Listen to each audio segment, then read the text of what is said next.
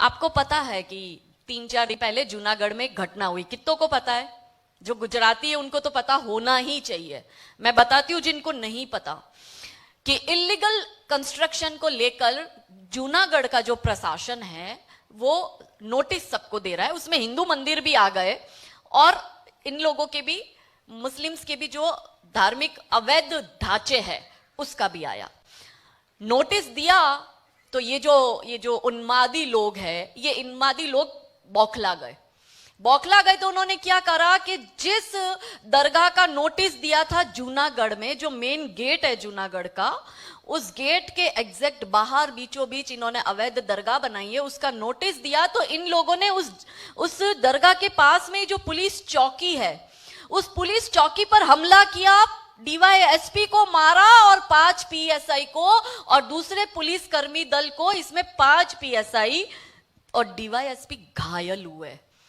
तो मैं ये कहती हूं मेरे पुलिस वाले भाइयों को कि मेरे पुलिस भाइयों, आप लोग सुरक्षित है ना, तो इसलिए ही हो क्योंकि आप 100 करोड़ हिंदुओं के बीच में रह रहे हो। ये उन्मादी की भीड़ और उसके एरिए में, वहां तो आप भी सुरक्षित नहीं हो। और अपने वर्दी को कसम खाकर अपनी अंतरात्मा से पूछना कि आपको खतरा किससे ज्यादा है, क्योंकि हिंदुओं को ही जेल में डाल रहे हो। इसलिए मेरा प्रश्न है उन लोगों से कि जो सनातन को बचाने की बात कर रहा है, देखिए हम किसी पे अटैक नहीं कर रहे हैं, हमने किसी को इन्वाइट नहीं किया है, हमने किसी के घर में घुसे नहीं है, किसी को मारा काटा नहीं है, किसी के 35 टुकड़े नहीं किए, किसी की प्रॉपर्टी नहीं हड़पी, किसी के मंदिर पर इलीगल एनक्रोचमेंट नहीं किया। हम तो हमेशा डिफेंस में रहे हैं और डिफेंस में रहने के बावजूद हमें जेल में डाल दिया जाता है और वो छूट जाता है। और क्यों? आपको पता है ना मैं जेल में क्यों गई? मालूम है? ऊना की एक घटना हुई थी। ऊना, देखिए जब जब हमारे त्योहार आते हैं ना, ये उन्मादी लोग हैं, इनका एजेंडा क्लियर है कि जैसे ही हिंदू त्योहार आएगा हमको कुछ करना है। रामनवमी के दिन मेरी जो धर्म सभा थी उसमें बहुत सी पब्लिक इकट्ठी हुई थी, बहुत ज्यादा संख्या थी। यही बात इन लोगों को अच्छी नहीं लगी। ना मैंने मोहम्मद को कोट किया, ना अल्लाह को कोट किया, ना कुरान को कोट किया, ना हदीस को कोट किया, ना कोई आयत कोट करी, कुछ भी नहीं बोला, ना ही इनको गालियां दी। फिर भी इन लोगों ने 31 तारीख को नारे लगाए, गुस्ताखे नबी की एक ही सजा, सर तन से जुदा, सर तन से जुदा। भाई मैंने जब नबी की गुस्ताखी की ही नहीं है, हालांकि हम डरते नहीं है, पर हमारे संस्कार हमें सिखाते हैं कि हम सबकी इज्जत करते हैं, पर तुम्हें भी उतनी मिलेगी जितनी तुम हमारी करोगे। ये तो यहाँ पे गिव एंड टेक है, एक तरफा नहीं चलेगा भाई, भाईचारा। तो इन्होंने वो नारे लगाए, हाथ में उन्मादी भीड़, क्योंकि अब क्या है, पूरे देश में भीड़ तंत्र डिसाइड करता है। और शुक्रवार के दिन क्या होता है, यहां से मियां भाई घुसेगा और वहां से वो brain dead blood sucker zombies बन के निकलेगा। वो वाला जमाना गया, यहां से आलू घुसाओ वहां से सोना निकले। अभी क्या होता है, यहां से मियां भाई घुसता है, वहां से वो ब्रेन डेड ज़ॉम्बीज बन के बाहर निकलता है। और वो ब्रेन डेड ज़ॉम्बीज की पिक्चरें देखते हो ना आप लोग, वो उस ज़ॉम्बीज में दिमाग नहीं होता है, वो सबको जाके खाएगा, सबको जाके काटेगा, और जहां एक जाएगा ना उसके पीछे पीछे सारे ज़ॉम्बीज जाएंगे।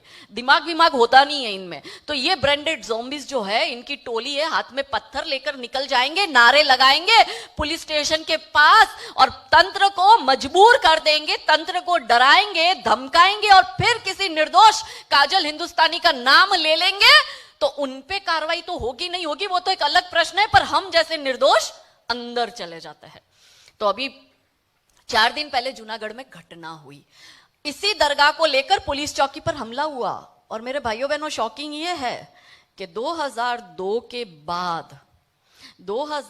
के बाद पहली बार पुलिस चौकी पर हमला हुआ है। और मैं चिल्ला कर 4-5 वर्षों से बोल रही हूं कि गुजरात में इस्लामिक आक्रामकता बढ़ गई है और ये उसका जीता जागता सबूत है। पर क्योंकि काजल बोलती है इसलिए खटकती है। भाई मैंने कहा देखो भाई, ना तो मुझे कुछ पाने का लालच है, ना ही कुछ खोने का गम है, इसलिए बिंदास हम हैं और जो होता है वो खुल के बोलते हैं। सत्य को आप आंख बंद करके अब गांधारी की तरह आंखों पे पट्टी लगाकर ऐसे इग्नोर करोगे कि क्योंकि हमारे लोग हैं इसलिए हमारे लोगों के सामने कुछ भी गलत हो रहा है तो इग्नोर कर दो, ये वही परिस्थिति आ गई है। और मैं कह रही हूं कि ये उन्मादी भीड़ ने एक विश्व हिंदू परिषद के पूर्व अध्यक्ष के भांजे को मार डाला 4 दिन पहले, और पिछले 4 दिन के अंदर गुजरात में 2 हिंदुओं की हत्या हुई है। और जनवरी महीने से लेके अभी ये 6ठा महीना शुरू हुआ है, अब तक 15 हिंदुओं की हत्या हो चुकी है। ये खतरे की घंटी है। सांभळो છો ને મારા ગુજરાતી भाई बहनों, आ परिस्थिति चाली रही है, ये चल रहा है, ये हो रहा है, पर आपको चुप रहना है, आप बोल नहीं सकते। आप बात करते हो बंगाल और केरला की, आप हालत देखो यहाँ पे, पुलिस चौकी पर हमला, बस को जलाने की प्लानिंग। वो कल बस के ड्राइवर ने पुलिस को बताया है अपने स्टेटमेंट में, लोकल एडमिनिस्ट्रेशन को, पेपर में आया है, मैंने न्यूज़पेपर से पढ़ा कि वो ड्राइवर कह रहा है कि 2000 की उन्मादी भीड़ आती है और वो बाहर से बस का, सिटी बस का दरवाजा बाहर से बंद करती है, अंदर 25 यात्री बैठे हुए हैं कि लाओ पेट्रोल लाओ, छाट इन्हें हड़गावी नाखिए, इसको जला देते हैं। पुलिस चौकी के बाहर यात्री बस को जला, और वहां पे उन्होंने पुलिस की बाइक जलाई, पुलिस की गाड़ियां तोड़ी, सरकारी प्रॉपर्टी को नुकसान किया पुलिस चौकी के बाहर। तो सोचो, आप जैसे मेरे, आपके जैसे आम इंसान की औकात ही क्या है। हम सिर्फ बोल सकते हैं, हम सिर्फ लिख सकते हैं, वो भी जानता है, इससे ज्यादा हम कुछ नहीं कर सकते। और जब भी बोलने लिखने की बात आती है तो उसमें भी डिसाइड करते भाई कौन सा हिंदू है, पॉलिटिकल हिंदू है तो चुप रहने का, हिंदू वाला हिंदू है तो ही बोलने का। अब तो घर घर एक एक हिंदू है जो किसी ना किसी पॉलिटिकल पार्टी से जुड़ा है, तो तुम काहे के हिंदू हो भाई? या तो तुम है ना हिंदुत्व की बात करो, और या तुम ये बोलो कि भाई हम तो प्योर नेता है, सिर्फ हम हिंदुत्व की बात तब करेंगे जब हमारा एजेंडा सूट होगा, जब चुनाव आएगा तब हम जनोईधारी ब्राह्मण बनकर पूजा करने शिव जी की सोमनाथ मंदिर में चले जाएंगे। या तो ये डिसाइड कर लो, और या फिर आप हिंदू हो तो हिंदुओं के साथ अन्याय हो रहा है तो चुप क्यों हो?